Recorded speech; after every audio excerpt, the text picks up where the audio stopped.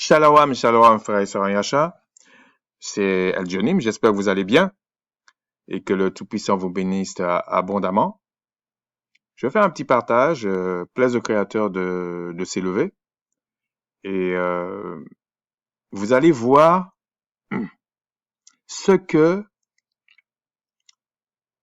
qui se passe en ce moment, même à travers, bon, je vais pas parler du Covid parce que, bon, c'est quand même une sorte de mascarade, mais ce que j'essaie de vous expliquer, je vais essayer de vous expliquer, c'est que qu'est-ce qui se cache dans la façon, bon, il y a de gérer ce problème, en fait.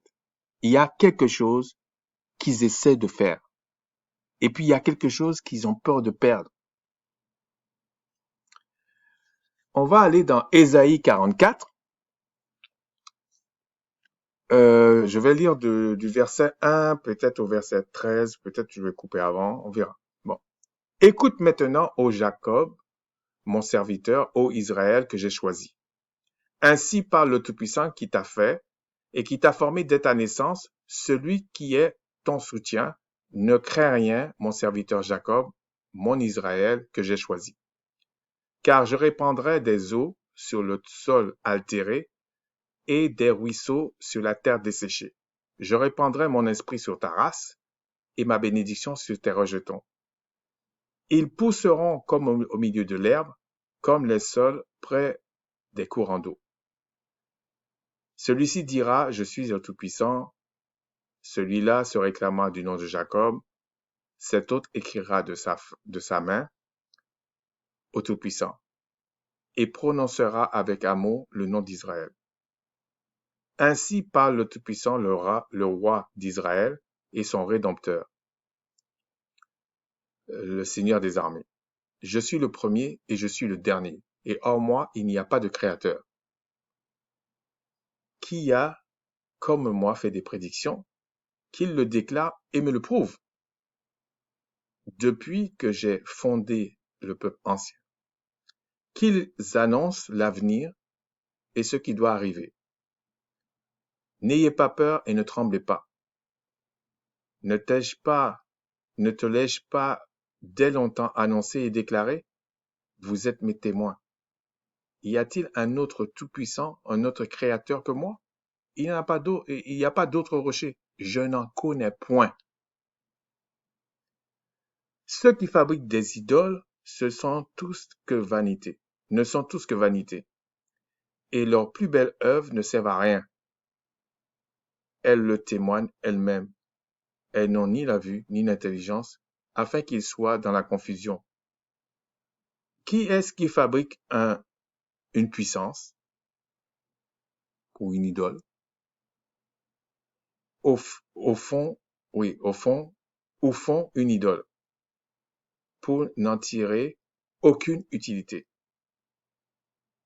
Voilà, et puis après il dit, voici tous ceux qui y travaillent seront confondus, et les ouvriers ne sont que des hommes, ou des êtres, ok?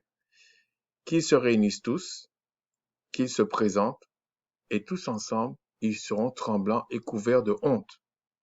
Le forgeron fait une hache, il travaille avec le charbon, et il la façonne à coups de marteau.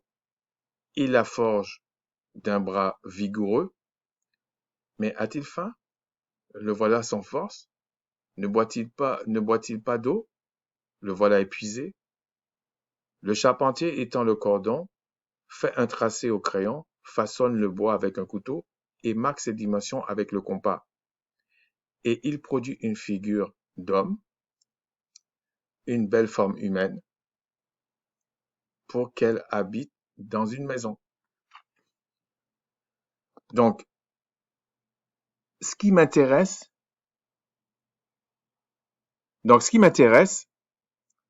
c'est la partie où le créateur dit, mais moi, j'en connais pas d'autres. En fait, parce que eux, en ce moment, ben, ça a toujours été, ils veulent rentrer dans la prédiction. Ils veulent imiter le créateur et au point de se faire passer pour le créateur. C'est ça la domination. Et dans le continent où ils appellent Afrique. C'est ça l'enjeu en ce moment. Si les mélanodermes maîtrisent la guérison, la pharmacopée, etc., ça veut dire qu'ils vont dominer. Et les autres disent non, on va pas lâcher. Donc, et le créateur a déjà montré quand ils vont les confondre, ils vont mal gérer les trucs en fait. Ils vont mal gérer. Et pour comprendre ces choses-là, il faut comprendre les sciences qui se développent. Chacun a son domaine, chacun comprend certaines choses. Et j'ai vu quelque chose aujourd'hui qui était très intéressant. Allez voir là-dessus, là, c'est Sud Radio, et puis le gars s'appelle André comment? Berkoff, et puis l'autre s'appelle Didier Raoul, mais on dit professeur parce que c'est leurs histoires entre eux, en fait, ok?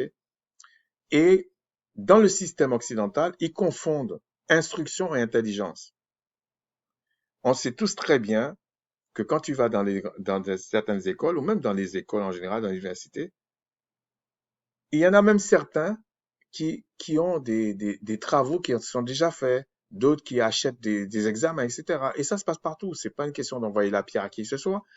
Et par exemple, si tu as de l'argent, ben, tu peux prendre des cours à côté et puis on t'explique pratiquement, parce qu'on ne peut pas inventer des examens tout le temps. Donc, c'est plus ou moins la même chose. Ok. Donc, si tu as la bonne filière, tu connais les bonnes personnes, tu peux passer pour quelqu'un absolument très instruit alors que tu connais rien du tout en fait. C'est simplement, tu as eu un apprentissage. Et puis, pourquoi pas, hein? C'est pour te dire que, c'est pour te dire que il y a une chose au moins qu'on peut pas tricher avec, c'est ton intelligence. Et c'est pas quelque chose qui se fabrique. On peut pas fabriquer ça. C'est comme la mélanine, on peut pas fabriquer ça. C'est le créateur qui te le donne. Le diable essaie d'imiter là, mais il fait ce qu'il peut. Mais on peut pas créer ça.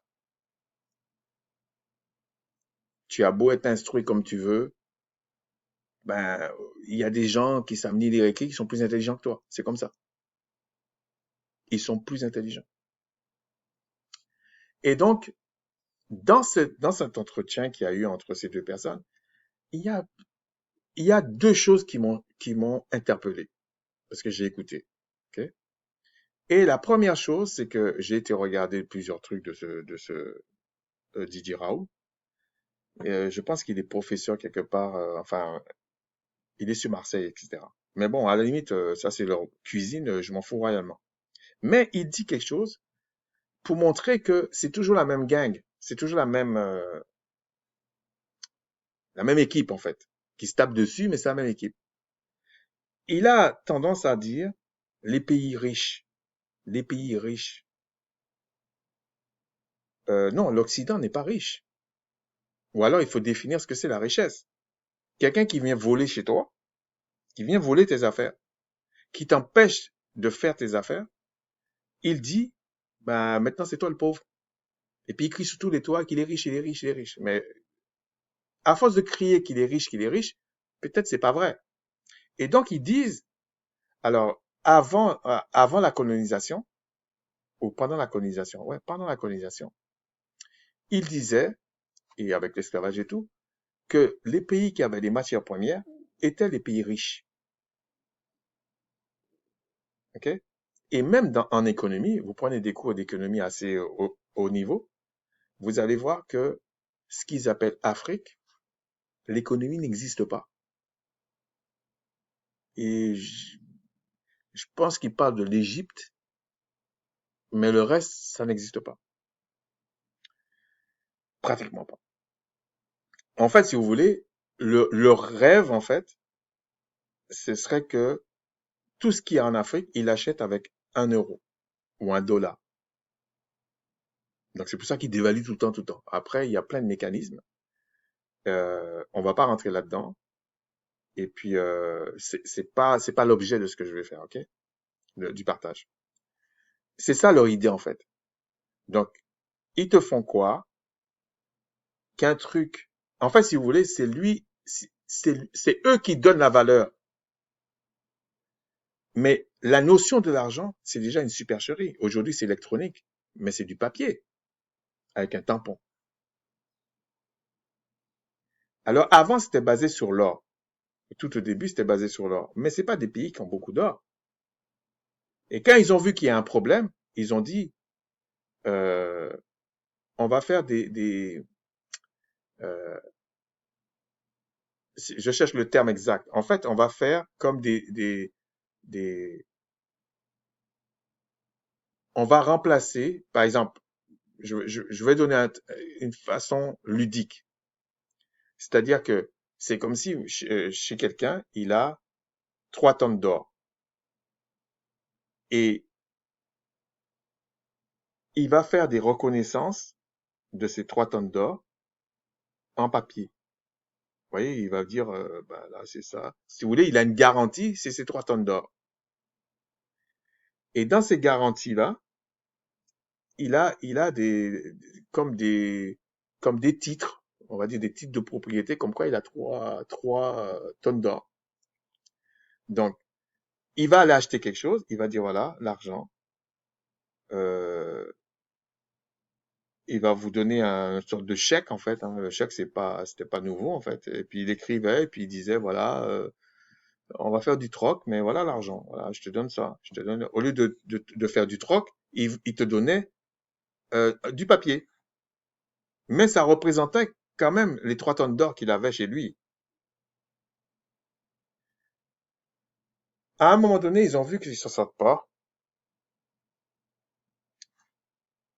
C'est-à-dire que ils ont fait beaucoup de chèques, si on va dire comme ça, pour rester ludique, hein. On va faire beaucoup de chèques. C'est-à-dire que le volume de chèques qui est en circulation que la personne donne, c'est comme, je sais pas, 1000 tonnes d'or, alors qu'il a 3 tonnes chez lui. Il a des fois, il a même diminué l'or. Il a peut-être 1 gramme d'or. Il fait croire qu'il a 10 000 tonnes. C'est carrément de la supercherie. Alors, pour essayer de, de nous vendre la supercherie, alors ils t'apprennent dans les études de finance que c'est une question de confiance. Oui, c'est une question de vol surtout. C'est pas une question de confiance. Et ils vous font croire qu'ils ont des tonnes d'or dans leur banque centrale, mais en réalité, déjà, il faut se poser la question d'où sort l'or et qui donne le cours de l'or. Parce que c'est toujours la même chose.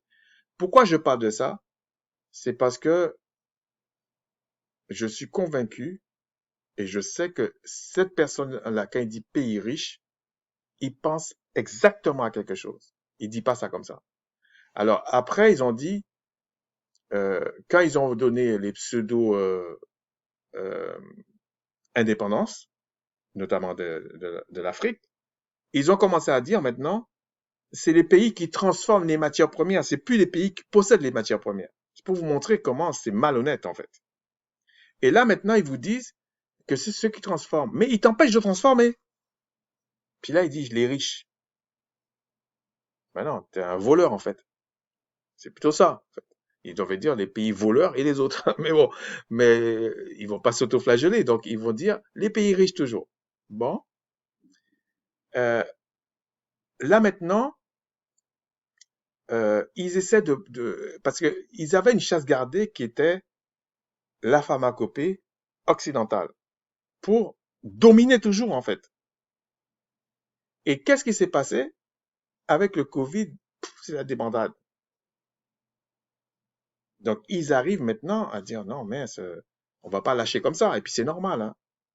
Et ce monsieur avait trouvé une formulation et il précise très bien que c'est pas en phase terminale que tu vas donner le médicament, c'est en prévention. Mais il dit bien plusieurs choses et il s'est aventuré sur certains domaines qu'il ne connaît pas. Et je le dis humblement que je connais. Donc chacun de son domaine. Okay? Et là, il dit, Bon, il a révisé parce que j'ai vu d'autres trucs, on parlait de big data et puis il a révisé. Peut-être il s'est renseigné entre-temps. Ok, big data, je vais vous expliquer ce que c'est. C'est un flux de données, quoi. C'est tout. C'est pas une technologie. Ok, c'est pas une technologie big data.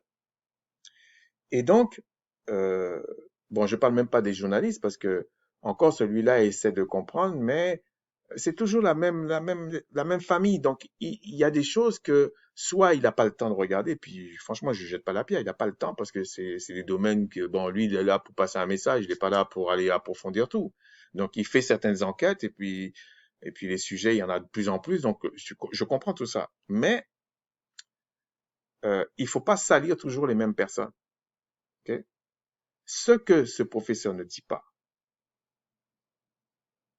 mais il le dit indirectement à chaque fois, pas que lui, il y en a d'autres. Il dit, ouais, mais bon, on s'est déjà trompé, les paléontologues et tout ça à une époque et tout. C'est parce qu'ils ne peuvent pas dire qu'il y a un problème génétique. Et même si on a montré des Afro-Américains mourir, aujourd'hui on n'en parle plus. Mais pourquoi ils ont montré ça? Parce il fallait rassurer les autres, hein. Mais ils te disent pas que c'est des problèmes cardiaques, diabète et tout ça. Et qui a foutu tout ça? C'est leur système de nourriture, c'est leur société qui est comme ça. Et ceux qu'on frappait dessus tout le temps, ben c'est eux qui ont le problème. Bon, il n'y a pas que les Afro-Américains, hein. Bon. Et, euh, et quand on dit à des personnes, il faut faire attention à ce que vous mangez, mais le Créateur avait déjà pensé à ça. On mange pas tout. On mange pas n'importe quoi et n'importe où, n'importe comment. Non. Et toujours leur façon de penser, c'est, c'est de se prendre pour soit un peuple élu, peu importe, hein, on parle des faux juifs maintenant, mais eux aussi c'est pareil, qu'ils sont en fait, ils sont tellement proches du Créateur, ils font comme le Créateur. Mais le Créateur leur dit dans Ésaïe, moi, j'en connais pas d'autres que moi. Voilà, c'est comme ça. Alors, ils se sont moqués des gens en disant, mais la religion, c'est l'opium du peuple. Oui, mais ça, c'est la religion, et surtout la fausse religion. Mais la religion, c'est une science, c'est une manière d'être, c'est une science. En parlant de science, la médecine moderne, ou la médecine, bon déjà, j'aime pas trop le terme moderne, c'est la médecine occidentale, c'est pas une science exacte. Et en plus, c'est une mutilation. Par exemple, si on prend la chirurgie, c'est souvent une mutilation. C'est comme si tu as une voiture et puis il y a un voyant qui s'allume et puis tu l'amènes chez le mécano et puis tu dis non, c'est pas grave, tu peux rouler comme ça. Si la voiture s'arrête, viens me voir. Je dis ça parce qu'une année, il y en a un qui m'a dit ça. Ok. Ben, c'est la même chose qu'ils font. Ils t'enlèvent des choses en toi et puis tu dis non, tu peux vivre comme ça avec. Alors, je dis pas que ça n'a pas son utilité ou que les gens ne doivent pas aller se faire opérer, c'est pas ça. Mais c'est ça la réalité. Donc, c'est pas du tout la même chose que euh, quand le créateur intervient. Non, là, c'est une créature qui intervient et qui te bricole des choses dans ton corps. Bon. On parle aussi des vaccins. Bon, c'est pas, je vais pas aller là-dedans parce que les vaccins, euh, c'est une fumisterie en fait. Et en fait, ils sont en train de vous dire, pour résumer, il y a un biologiste, je pense qu'il était, je me rappelle plus de quel pays qu'il était, je pense qu'il était du Cameroun, et qui a dit quelque chose qui est vrai, que pas mal de personnes connaissent. Notre corps, en fait, vit avec des vitamines. Et ce qu'il veut pas, les déchets, ben, ça va dans les excréments. Mais si ce que tu manges n'a pas suffisamment de vitamines, admettons, tu manges quelque chose qui a 100% de vitamines, on va dire les vrais fruits, les vrais légumes que le créateur avait mis. Là. Il n'y avait pas d'hybride, il n'y avait pas tout ça. Ton corps a besoin peut-être aujourd'hui 70% de vitamines. Donc il va le prendre et puis les 30%, il va le rejeter. Maintenant, si tu prends des OGM, tu prends des trucs modifiés, des trucs comme ça, que des cancres ont inventé pour faire du fric sur ta tête. Ben, eux, au lieu d'avoir un fruit avec 100% de vitamines, tu vas avoir un fruit ou un légume avec 20% de vitamines. Donc déjà, si ton corps en avait besoin de 70, tu vois, déjà, ça te dégrade.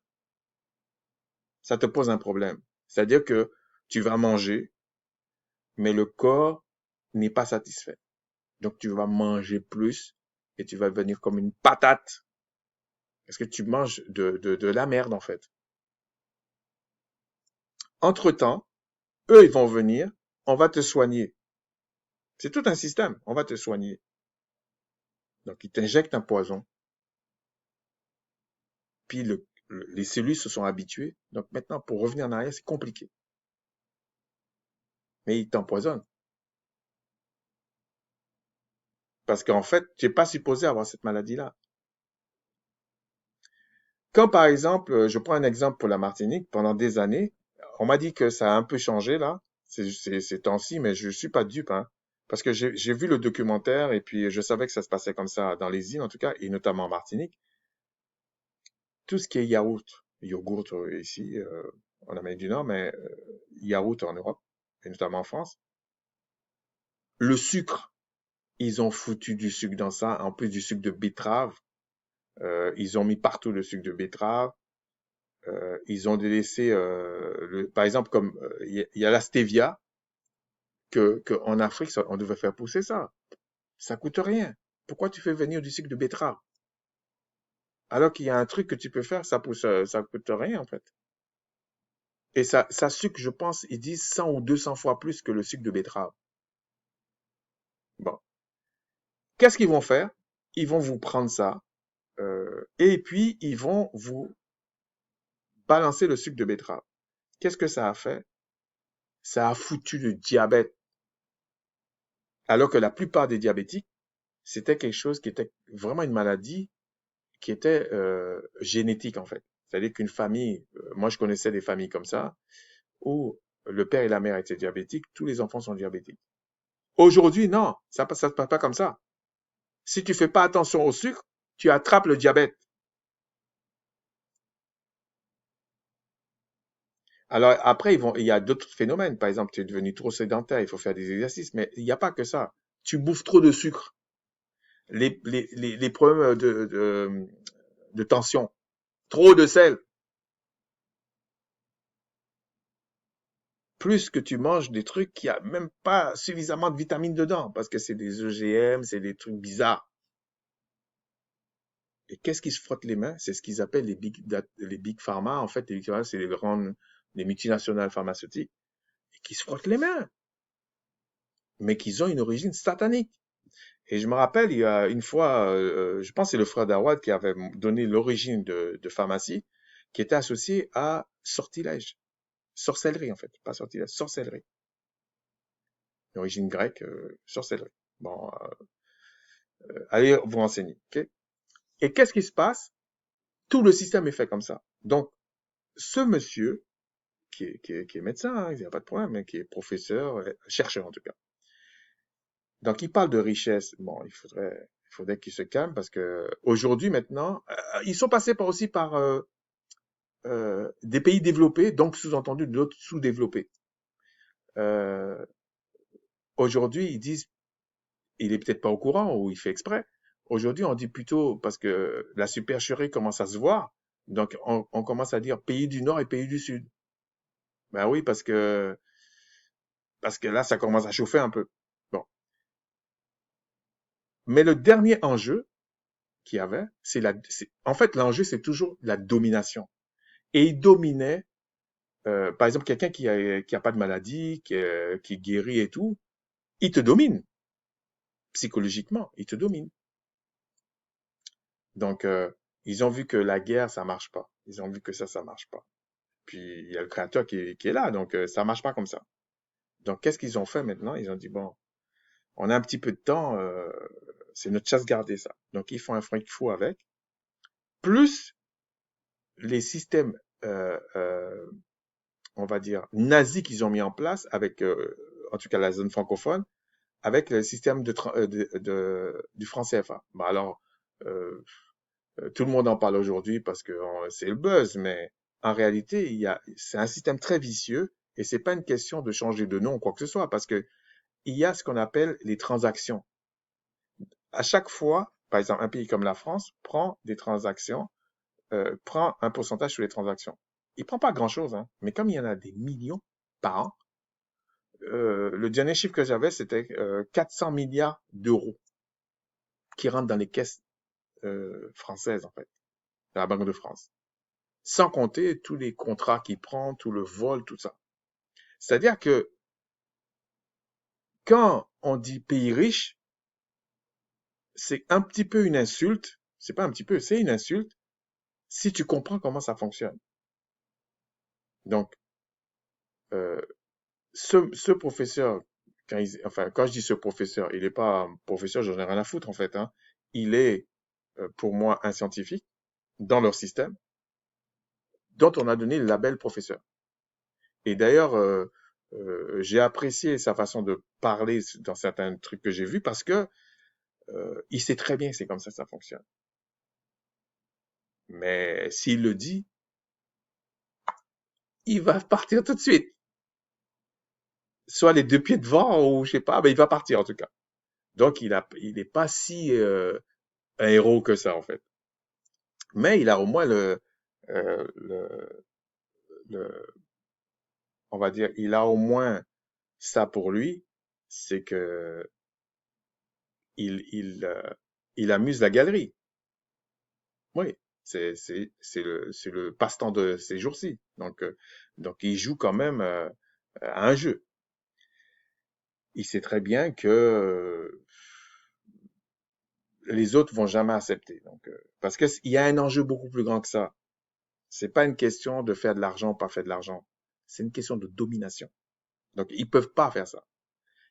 Et c'est une question de la domination. C'est plus tu te plus tu te fais passer pour quelqu'un proche du créateur ou bien tu te fais passer pour un créateur, donc tu vas dominer.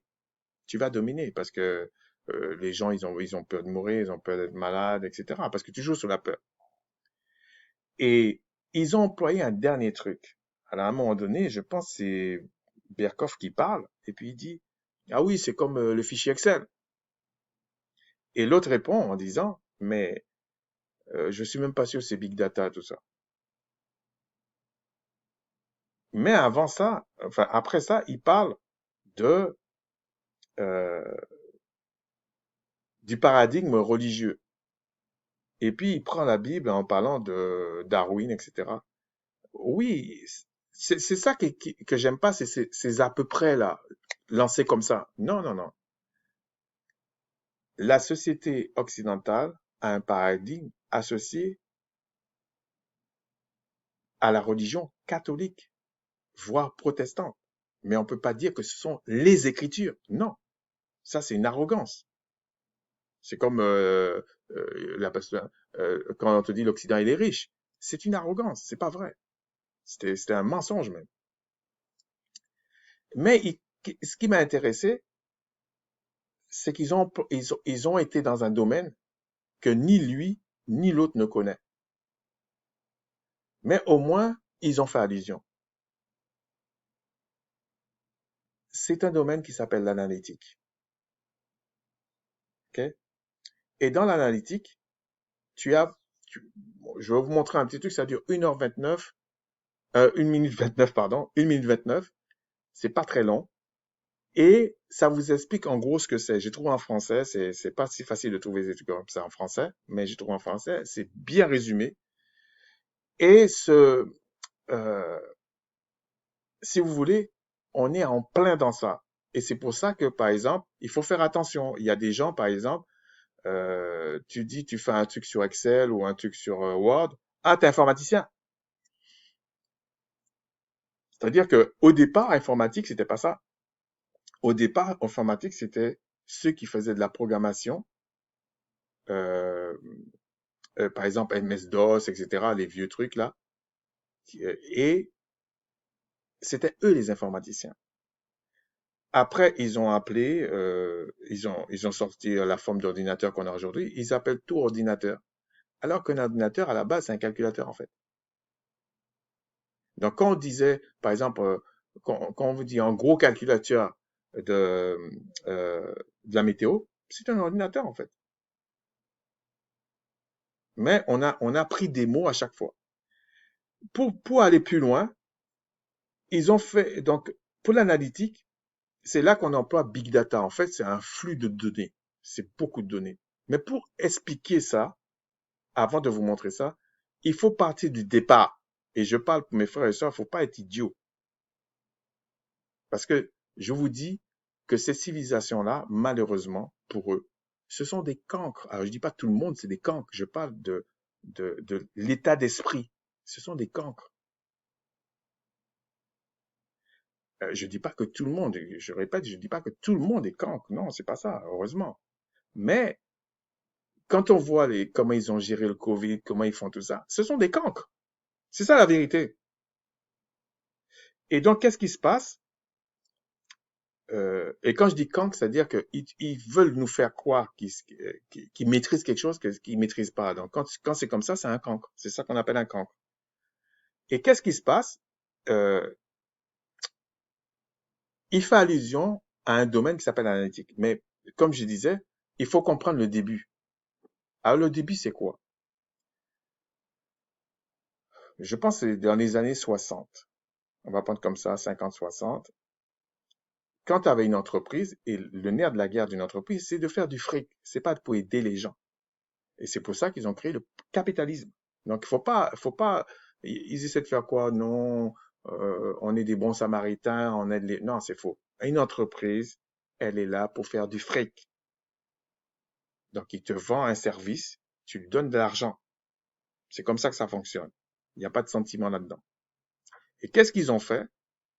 Au départ, il y avait des départements, on va prendre au hasard, finance en général, finance, les achats, les ventes, qu'est-ce qu'il y a encore? La qualité, bon, on va s'arrêter là, il y en a d'autres, hein. Informatique, etc. Bon. Et ces départements-là, chacun travaillait en ce qu'ils appellent en silo. C'est-à-dire que s'il y avait une pièce, ou un item, ou une pièce, dans chaque département, la même pièce avait des numéros différents. C'était le bordel, en fait, comme on dit. Donc, ils ont dit, bon, non, non, ça va pas. Et il y avait en parallèle un problème de processus. Donc, dans chaque département, il y avait des processus, enfin, ça veut dire comment on fait une facture, etc., des processus. Je ne vais pas rentrer dans les détails. Il y avait des processus. Et dans l'ensemble de l'entreprise, il y a aussi un processus, c'est-à-dire, il y a quelque chose, une matière première qui rentre dans l'entreprise et il y a une pièce finie qui sort de l'entreprise. Mais aussi, dans chaque département, il y avait plus ou moins le même système, à différents degrés. Donc, qu'est-ce qu'ils ont dit là maintenant? Ils ont dit, bon, pour améliorer le processus, il y a quelque chose qui ne va pas. Donc, on va améliorer les processus. Ils ont commencé par la logistique, donc les achats, les ventes, qualité, enfin tout ce qui est logistique. Et ils ont dit, on va faire une base de données et on va mettre un article dedans avec un numéro. Admettons, on l'appelle numéro 1. Donc, dans tous les départements logistiques, c'était le même numéro. C'était une révolution. C'était une révolution. Qu'est-ce qu'ils ont fait après? Ils ont dit, on va le mettre dans toute l'entreprise maintenant. Donc, ils ont fait une plus grosse base de données et ils ont fait des interfaces et on appelle ça des systèmes d'information. C'est-à-dire qu'il y en a plein, il y a des petits, des gros, enfin bref. Et qu'est-ce que tu fais là-dedans? C'est toujours le même numéro 1 qui est maintenant dans tous les départements d'entreprise. Et ça, c'était la première phase où il faisait rentrer des données extérieures dans l'entreprise et puis le gérait. Et puis, on ne savait pas ce qu'on faisait avec. On sortait des documents, des trucs comme ça, mais on, on a tout fait pour faire rentrer beaucoup d'informations dans l'entreprise. Et cette information-là, ben, on ne sait pas quoi faire avec maintenant. Donc, ils se sont dit, il faut qu'on gère ça maintenant. Il faut maintenant qu'on exploite les informations qu'il y a dans l'entreprise maintenant. Et aujourd'hui, ils sont quand même un peu plus avancés. Et c'est pour ça on parle de big data. Parce qu'il y a beaucoup de données. Et en même temps, l'entreprise ne peut pas gérer toutes les données parce que après ils ont dit on va faire des archives, c'est la galère. Qu'est-ce qu'on va faire? On va créer maintenant le cloud. Et vous allez voir où je veux en venir. Ils ont créé le cloud, ou en français on dit le nuage, mais bon, j'ai toujours dit le cloud. Donc le cloud, ok? Et là, on va prendre toutes les données, on va les mettre quelque part. Le problème qu'il y a en ce moment, qui freine un peu l'intelligence artificielle, c'est pas qu'ils savent pas faire, c'est que une entreprise, ben, ils ont du mal à laisser leurs données chez quelqu'un d'autre. Ça, non, parce qu'il y a des secrets, il y a des trucs qu'ils veulent pas. Mais ça vient petit à petit. Donc maintenant, qu'est-ce qu'ils font? Ils veulent mettre même carrément la base de données sur le cloud. C'est-à-dire que toutes les données à l'extérieur, et puis on va piocher dedans quand on a besoin. Et toute la science maintenant, et bon maintenant science, ça veut pas dire grand-chose, parce que la science c'est de répéter exactement la même chose, mais bon. Et donc on va dire la science, ok, leur science. Donc cette science-là maintenant, c'est de prendre toutes les données qu'il y a sur le cloud, enfin qu'il y a dans l'entreprise, on va dire en général, et maintenant les analyser. Ça s'appelle l'analytique en fait. Dans ça, il y en a 4 sortes. On peut dire 3 grandes parties, mais souvent on va vous dire 4 sortes, mais en fait c'est 3 grandes parties. Et je vais vous montrer ce que c'est, et après je vais revenir, ok? Alors voilà.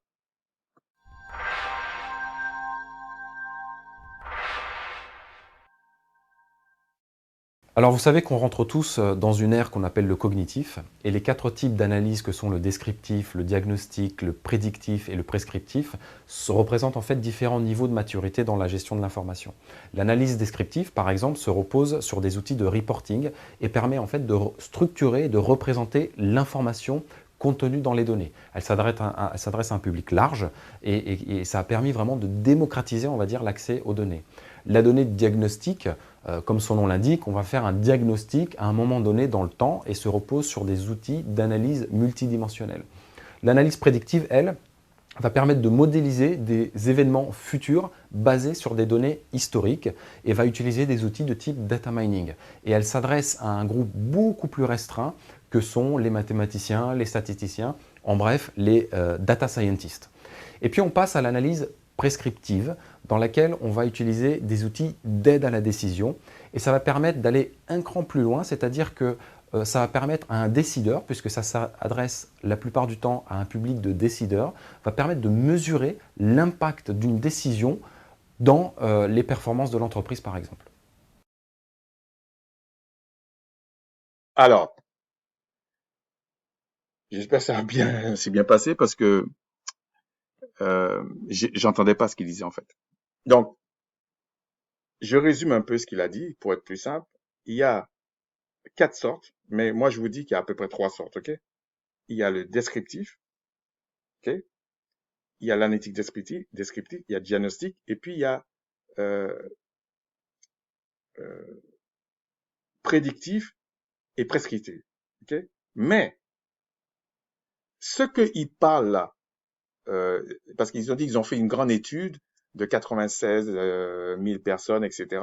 Bon, sur moi, il y a du mensonge. Je pense que le professeur a raison. Il y a du mensonge, en fait. Et ça, en fait, qu'est-ce qu'ils ont fait? L'OMS et les autres, ils ont fait de la descriptive. Et à partir de la descriptive, ils veulent faire ce qu'on appelle du prédictif avec. Et c'est le prédictif, évidemment, c'est le plus difficile. Et ce qui est intéressant avec ces médecins, enfin ces professeurs qui travaillent dans tout ce qui est virus et tout, c'est que les virus ils sont pas pareils. C'est-à-dire qu'un virus peut partir, un virus cette année peut partir avec l'été, et puis un autre peut revenir avec l'automne ou peut ne pas partir pendant l'été, etc. Mais en général, il paraît qu'ils partent pendant l'été. Donc quand on vous dit qu'ils déconfinent, qu'ils ont prévu, bon, c'est des conneries. En réalité, c'est parce qu'ils savent très bien avec l'été, ça va s'amoindrir. Ils le savent de toute façon. Mais Pourquoi je vous dis que c'est ça qui est l'enjeu en fait. Et c'est pour ça qu'ils veulent faire l'intelligence artificielle. C'est toujours pour une question de domination. Ok? Si tu peux prédire quelque chose, en fait, tu te fais passer pour le créateur, en fait, ou être proche du créateur. Donc, qu'est-ce qu'ils ont fait? Ils ont pris des données. Comme il y a beaucoup de données, c'est ça qu'on appelle big data. Enfin, en français, ce serait beaucoup de données, big data. Et l'analytique, c'est la gestion de ces données. C'est-à-dire, s'il te manque des données, tu peux pouvoir remettre euh, dans la gestion des erreurs, etc. Il y a plein de choses dedans. C'est vraiment assez complexe et tout. Mais ça s'apprend, hein. Et à un moment donné, il parle aussi de data mining. Je ne sais pas s'il n'a pas parlé de machine learning aussi. Tout ça, c'est fait partie et c'est ça qui donne l'intelligence artificielle. Un robot, c'est pas forcément une forme entre guillemets humanoïde. Ça peut être une boîte, un robot. Ça peut être n'importe quoi. Mais les gens, on leur a, euh, on leur a imprimé des images. Donc, quand ils te parlent de robot, ils pensent à une forme humanoïde seulement. Mais bon, c'est pareil qu'ordinateur, etc. Donc, ces deux personnes sont en train de parler, mais ils disent pas le vrai problème. Donc, l'analytique, et ça a couplé à pas mal de sciences maintenant, hein, on parle de marketing responsable, il y a plein de choses dedans. Mais dans cette base-là, pourquoi je vous parle de ça? C'est parce que ce n'est pas d'aujourd'hui que des civilisations veulent provoquer le créateur. Ils veulent le provoquer dans le sens pour dire, nous aussi, on peut prédire. Et je suis d'accord avec ce professeur, il suffit de connaître un petit peu ça. Les 96, parce que quand on dit 96 000, admettons, on vous dit horizontalement, c'est 96 000 personnes, mais que si on prend en plusieurs dimensions, ça c'est business intelligence, en plusieurs dimensions, ça veut dire que on peut entrecroiser les événements, enfin les données, et en fait, si vous voulez, à chaque personne, bon, je sais pas combien de données il y a, mais imaginons à chaque personne, il y a 1000 données, et on vous dit 96 000. C'est une matrice énorme. Donc déjà, il faut des gros calculateurs pour y aller là-dedans, et il faut savoir qu'est-ce que tu cherches comme KPI et qu'est-ce que tu cherches comme quelle mesure que tu suis. C'est vraiment pas facile comme ça. Bon, ils disent qu'ils ont fait ça en un mois. Moi, j'y crois pas tellement, mais bon, personnellement, j'y crois pas. Et je dis pas que j'explore ça. Je connais. Il y a une nuance, ok? C'est pas possible. Je vous dis, c'est pas possible. Donc, lui, il le sait parce qu'il a l'habitude de manipuler ça. Et comme dit Berkoff, c'est pas une question d'Excel. Parce qu'on est déjà avec le big data, avec machine learning, tout ça, avec l'analytique, on est déjà dans l'intelligence artificielle. C'est déjà le début en fait, on est déjà là-dedans. Et c'est pour ça, plus tu as de données, plus tu peux prédire quelque chose. Le problème, c'est qu'avec des virus, comme dit ce professeur, tu peux rien prévoir. Il y a un virus, il va agir comme ça, un autre, il va agir comme ça. Tu peux pas prévoir. Donc, sur quel modèle ces gens-là ont dit non, il faut pas faire ça, qu'il y aura 10 000 personnes qui vont mourir là, là, il y aura des millions. C'est tout du pipeau, c'est tout du mensonge. C'est tout du mensonge. Et les modèles, et il cite quelqu'un en Angleterre qui à chaque fois sort des modèles et c'est tout complètement faux. Ça m'a pas étonné. Ça m'a pas étonné parce que si tu peux pas avoir un historique, on va dire scientifique, où tu peux un peu cartésien, où tu peux prévoir quelque chose, même si c'est difficile pour quelqu'un comme ça, mais la machine peut peut-être le faire.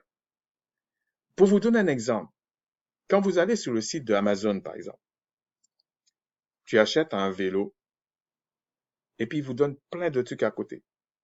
C'est déjà ça l'analytique qui a donné ça. L'idée, c'est quoi? Quand tu vas acheter un vélo, s'ils connaissent ton profil, ils voient sur quoi tu as été là-dedans. Et c'est pour ça que les firmes comme Google se font un fric incroyable parce que c'est l'information qui compte. Et pourquoi je fais ce parallèle-là avec les écritures? C'est parce que c'est l'information qui compte. Si tu sais pas ce que le Créateur attend de toi. Tu connais pas ses lois. Tu sais pas comment il faut l'appliquer. Tu sais pas comment il faut prier. Tu sais pas comment il faut jeûner. Tu sais pas toutes ces choses-là. Tu vas mourir. Bien que le Créateur va te saisir pour t'expliquer, oui. Mais celui qui connaît, c'est celui qui meurt pas. C'est comme ça. Donc, ce qu'a vendu les religions, et notamment la religion catholique et ses filles, là, c'est un mensonge. Et eux, ils surfent sur la même chose. Donc, quand ce monsieur dit euh, euh, que le paradigme des Occidentaux, c'est la Bible, non, c'est la religion. C'est déjà basé sur le faux. Donc, c'était ça que je voulais vous partager, un petit truc juste comme ça, pour vous dire qu'en fait, on est déjà dans ce qu'on, je pense que c'est dans ce que dit dans l'Apocalypse, on est déjà dans la rébellion même. Cette rébellion de se faire passer ou de provoquer le Créateur en disant, moi aussi je peux prédire. Donc ils sont venus en disant, ah mais il y aura des morts, il y aura des millions de morts généralement en Afrique, là où il faut piller quoi. Il y aura des millions de morts là. Ben non, il n'y a pas des millions. Après là maintenant ils disent non, c'est parce qu'en fait il y a beaucoup de jeunes. Mais je vous ai dit, même s'il y a 50 millions de vieux en Afrique, ils sont pas morts. Il devait avoir au moins ces 50 millions, puisque vos prédictions sont justes. Donc voilà ce qui se passe et on va vous sortir dans un tiroir des, des, des professeurs mélanodermes on les a lavé le cerveau et qui sont incapables de dire la vérité parce qu'il y a des généticiens là-dedans qui ne disent pas la vérité sur la différence entre les races à partir de l'ADN. Il y a bien une différence. Et aujourd'hui, ce qu'ils auraient aimé faire, c'est de faire un virus pour tuer les mélanodermes, et notamment les Israélites. Le problème, c'est s'ils font ça, connaissant l'ADN, ils vont mourir avant. Parce qu'ils vont lâcher ça dans l'air. Et ils vont mourir avant, puisque les choses ne sont pas cloisonnées comme ça. Donc tout ça pour dire que il n'y a rien de nouveau sur le soleil. C'est simplement des races qui essaient de prédire des choses. Et le Créateur dit, vous pouvez rien prédire en fait. Moi, je ne connais pas un autre qui peut prédire les choses à part moi. Sur ce, shalom.